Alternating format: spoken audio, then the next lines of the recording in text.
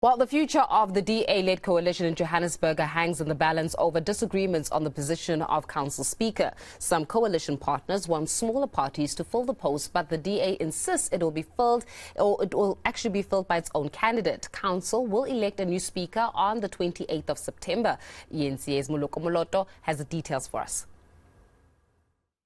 The DA is leading a coalition of 9 parties in Johannesburg. Vasco da Gama was ousted as council speaker through a motion of no confidence.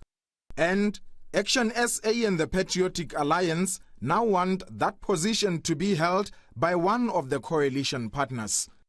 But the DA, already identifying da Gama's replacement among its caucus members, isn't willing to give the position to any coalition partner.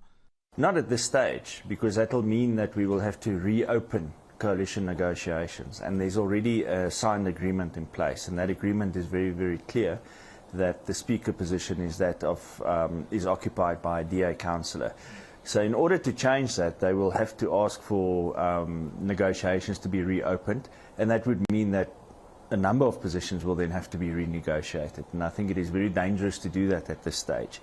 Now, the Patriotic Alliance is sounding the alarm that the DA's insistence threatens the sustainability of the coalition government.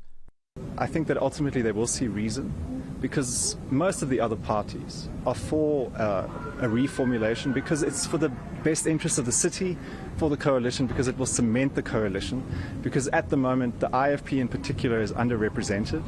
And if we lose the IFP, then we lose this coalition. If we lose the PA, then we definitely lose this coalition. So the DA should think long term. We've still got more than 4 years ahead of us, and we should try to keep this coalition intact. Action SA, the third biggest party after the ANC and the DA in Johannesburg, warns that the DA's actions may return the ANC to power.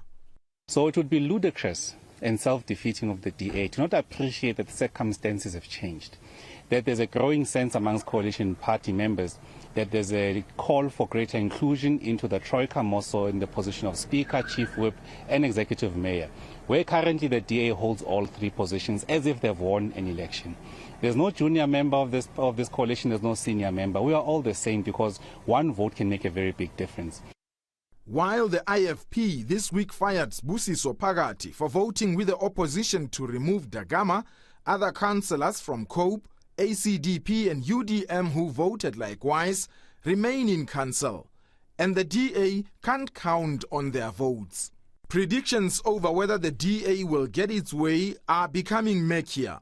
This as Action SA has yet to decide on its action should the Democrats insist on their candidate.